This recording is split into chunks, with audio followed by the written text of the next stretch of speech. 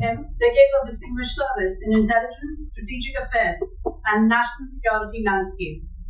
Joining him in conversation is Mr. Shivam, who have been actively associated with creating platforms that encourage meaningful dialogue around defense, strategy, and national security. Together, this conversation promises to offer valuable insights into the realities, challenges, and opportunities shaping India's strategic future. Ladies and gentlemen, we are honored by the arrival of Honorable Raksha Rajya Mantri. I request everyone to please rise on his arrival.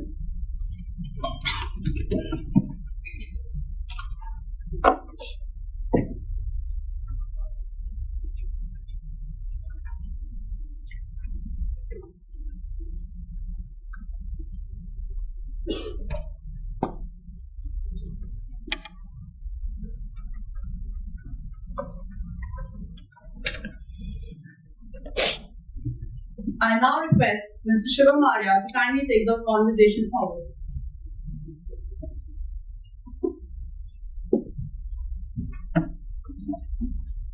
Thank you, Karabasha, for the introduction.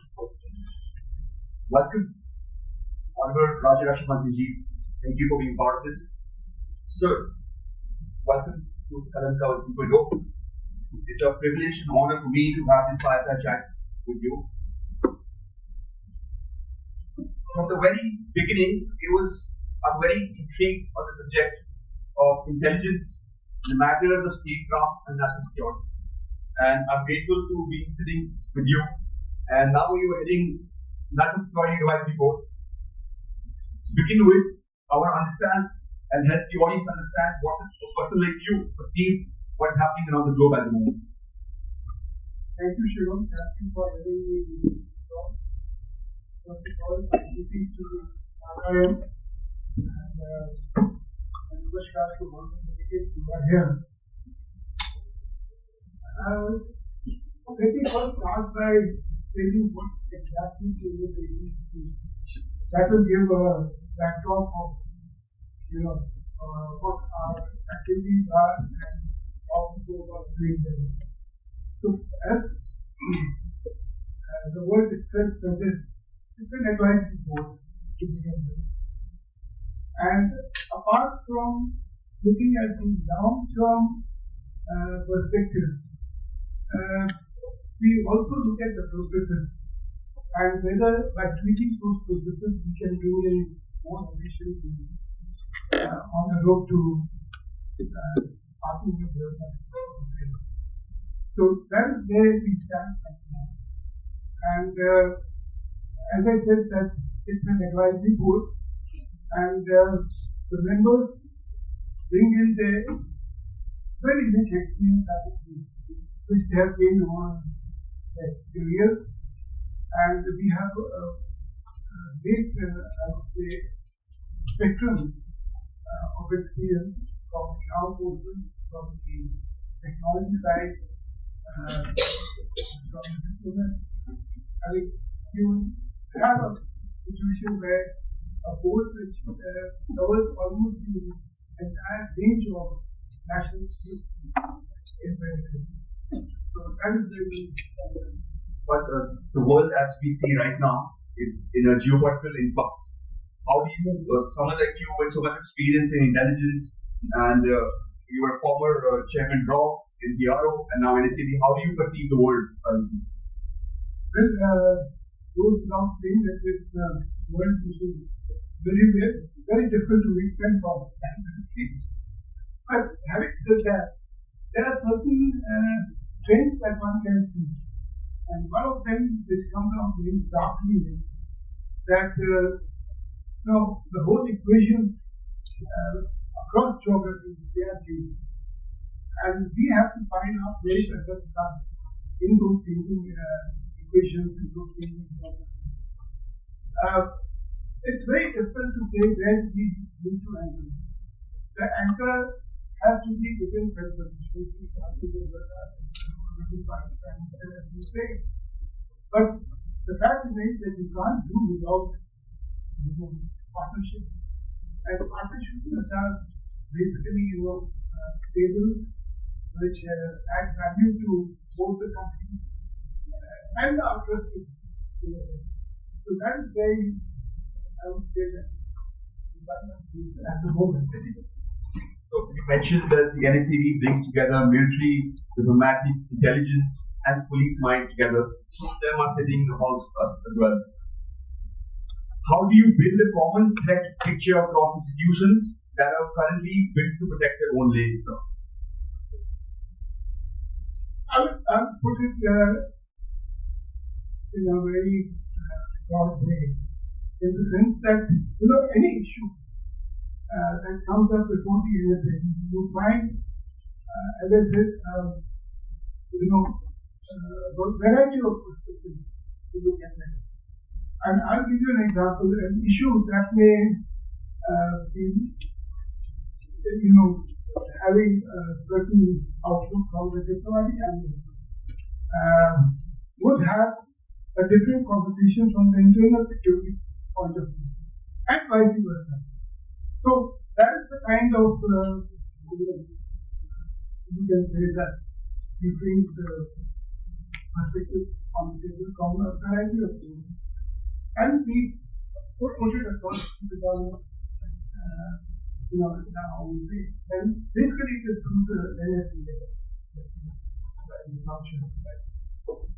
So, taking your focus to jointness now, sir. Jointness in the military means the three services operating as one. But real national security jointness goes further. RAW, IB, military intelligence, NTRO, and even cyber agencies.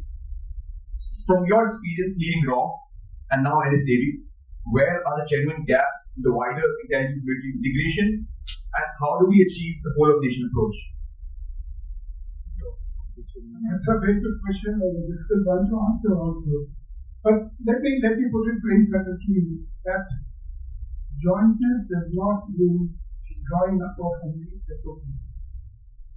I think it is something which comes about only when you understand the capacities and the limitations of the organizations with whom you interact. And it's only when you have an element of trust between organizations that jointness can actually come to fruition. That is the way I look at it. And my experience has been that wherever we have opened up, in a calibrated way on issues which are of common interest with other organizations, it has gone through. I have the former chief here who was probably second year on that. If you recall, during the Pahanpur crisis, we opened up. We actually opened up and said, look, these are the systems that we are operating. This is what we are getting. And if you can bring in your minds to us, where we sit next to us and see what is coming in, and help us in understanding what is required and what is to be done at the time. That is where the jointness comes into full play.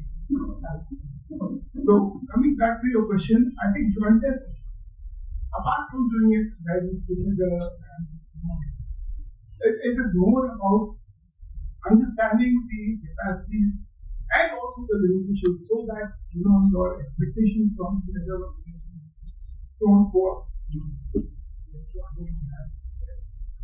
So that is the thing I do.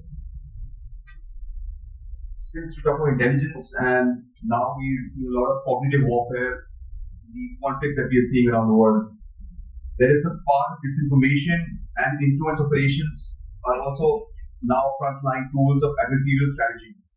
How does one draw a line between what a first flag is and what is the actual warfighting problem?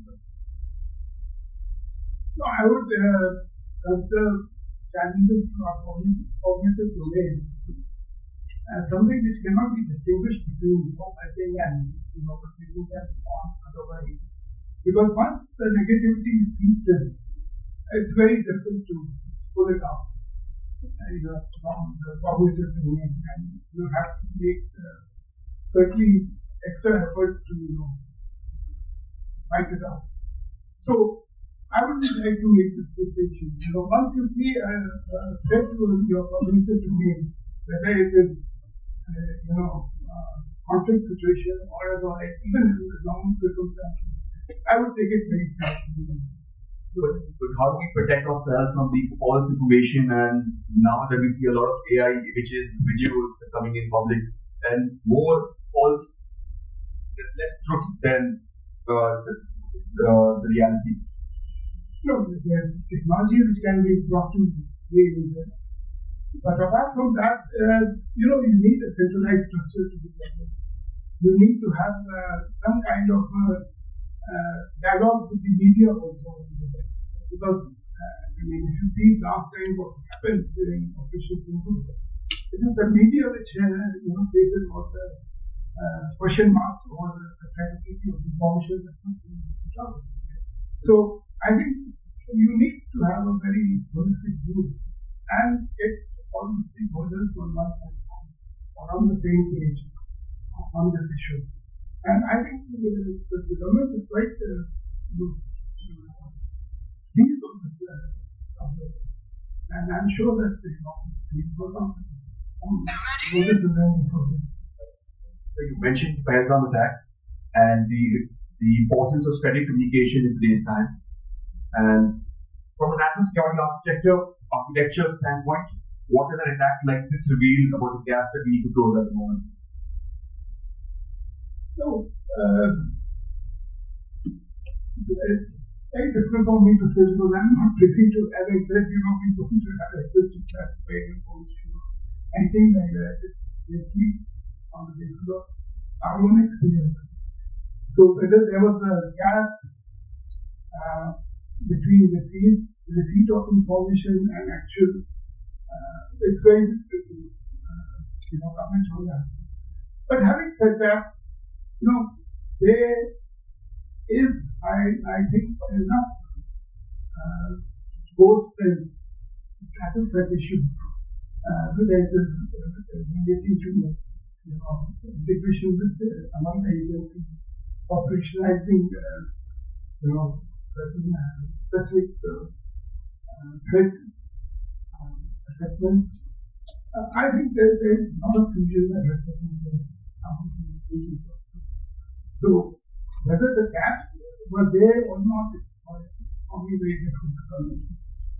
That's good to know that we are driving towards jointness and creating a better architecture for our national security. Yes, certainly. I think we are much more progressing down that route than what it was 10 years back. I would put it that way. But having said that, as I said, it's very important for the agencies to come out and explain as to what their inherent strengths are, and also to accept what they can and cannot do in the realm of intelligence. And that is how they can supplement or engage you on each other's strength. So that is the way I would think we should be moving forward. As the chairman of NSAB, your mandate is long-term strategic thinking, not crisis management. But in the world that we live in today, the environment that we see crisis to crisis, how do you protect the space for the kind of thinking at the highest level of the government? See, even strategic thinking has to be rooted in this. You can't, for effectiveness, you can't extrapolate in a vacuum. So, our effort has been largely to see things beyond the horizon and not in a very long-term perspective. Because, as the saying goes, long-term, if you're wrong, in any case. So, our effort is that in the 5 years or 10 years horizon, where we should be focused on, and particularly regarding processes. I'm one who would like to put more emphasis on improving the processes of reaching a particular destination. So that is the way I would look at it. 5-10 years exploration and see how we can reach and what are the, I would say, the guiding force or the benchmarks that need to be achieved during that period. That is how I approach the problem. But, thinking only in terms of very long perspective, at this stage, I think one can do without it for the moment. Shift your attention to the third pillar of JET, which is innovation. And in the domain of intelligence, surveillance, and reconnaissance, what are the technology that you foresee in the next 5 years that is required for India and we must work on towards? In terms of innovation, I would say that my belief is that there is enough talent in the country. But at the same time, there is cutting edge technology that needs to be brought into the system. And that can come only through, as I said, trusted partnerships. But at the same time, we have to operate at two levels. One is to, acquire those cutting edge technologies, again, through trusted partnerships, and at the another level to encourage our own, I would say, innovators and entrepreneurs. And my experience has been that even things that were considered to be beyond the capacity of established institutions, we were able to deliver. The only problem was how to scale it up. And that is where the processes like DAT come into play. And let me share with you that NSAB has made I would say, a significant contribution in giving suggestions to the population. So I think there's enough strength. The only thing is we have still to get our act together again and with underlining that word processing. Rest of it will fall in place. It's only the processes you have to empower.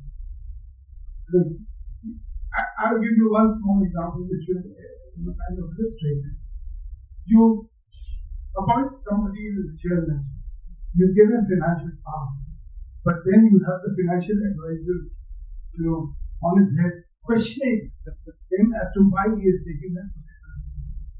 That is not the way it is.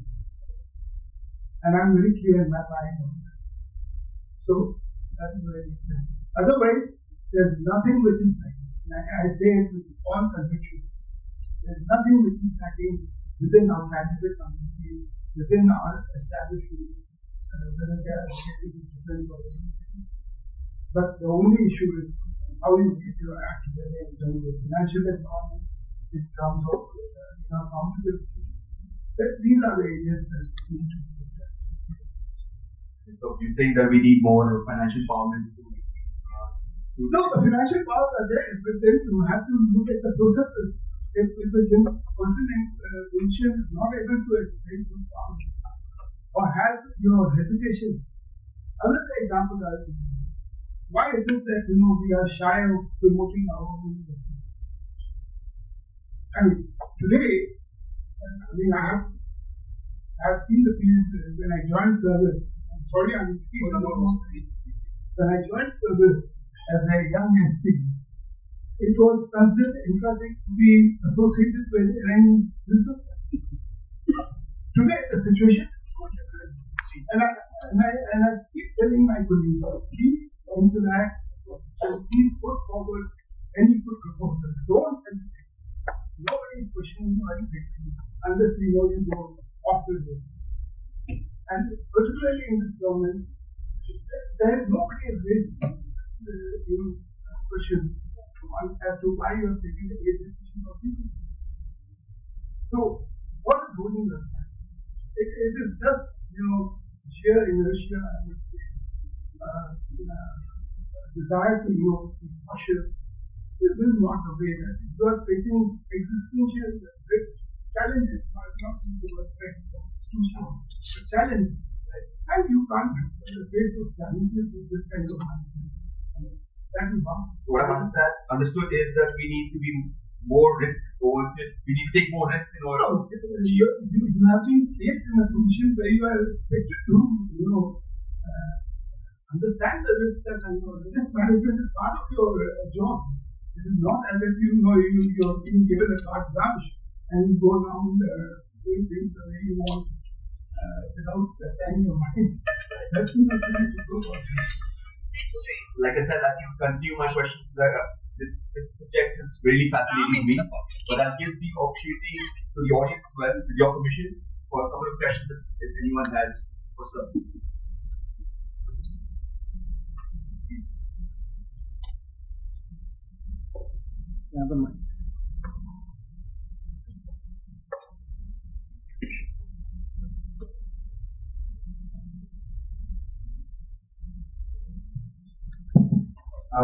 The council after my answer, I was the MD, very specific. Coming to your question about financial empowerment, in the industry also I've seen a lot of officers overdoing their IFAs, and there was also talk of in the NKIDC conclave last November, where we were told that the GFR 2017 is getting immediate to promote R&D in the country. So I think whoever is the competent financial authority, I think if he is strong enough and he thinks that it's gung-ho, I think we can overrule the IPA, and I think that should not be detrimental to the cause of Thank you. That was a comment. Can we have a question, please? Please keep your questions short. We don't have a lot of time. My question was regarding the evidence of the GFR 2017. If anything be done on that, promote R&D development. I'm not aware of that, but I'm sure it was certainly scrutinized. So, let me ask a question, sir. You said we have everything in the company to move ahead in the technological field, but we cannot make an engine which can power a battle tank, a battleship, or an aircraft. We don't have the labs to test the metallurgical components needed for these high-speed, high RPM things. And if we do not invest in the academia, the industry, the testing facilities, I don't think you can just get away by saying everything is available in the country. Your comments, please. Oh, I'm just trying to, put across my point that there is enough technical talent, scientific talent in there. I agree with him. Propulsion is one area where we have really missed out. And I've been witness to how Kaveri is being developed since the mid 90s, where I was witness to a team coming and looking at various options when I was posted outside India. Anyway, but your point is well taken. The problem is that what had held us back from developing these facilities. We should be asking that question and examine as to what held us back. And you will find the answers yourself as to what needs to be done now. So I'll leave it at that. One last question, go Captain Arya, please. You get really short and.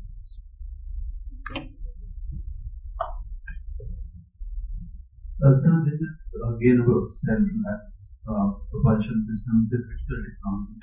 The challenge is not only on ecosystem, the issue you raised about decision making. We are going for collaboration with the French, but there is a need to revive indigenous projects like Kaveri Mark II with the help of public-private partnership. And the Indian company has indicated intent to go along. So where do we face challenges in following a parallel approach of indigenous Kaveri, which can replace after 10 years one first set of these positions for that? See, one of the problems that have affected in my career is that I am a generalist. And I was made in charge of a technical organization. And it was, a struggle for me to understand the nuances. I think this question needs to be directed towards the DRDO as to where exactly the problem. But I'll give you one, probably it will be restricted to all the operations. places. We recently listed the facility of ADA facility in Bangalore. 3 institutions are there in Bangalore, which if they kind of sanitize with each other, I think a lot of good will come out. They are in the same city. And I'm sorry to say, my impression was that there was a gap in their communication with each other. Want to talk about it? That is where things actually rest. So, I really don't know. I can't give you a technical solution to what you have said. But I can certainly say that there is a need for synergy, there is a need for communication. There is a need to even explain as to what your problems are. How would you expect solutions to come out unless and until you are openly discussing your problem statement? So, I think answer your question. Sir, thank you very much for this insightful conversation. I'm sure the audience has a lot of takeaways as well as myself. We will conclude the fireside. Thank you. Thank you so much.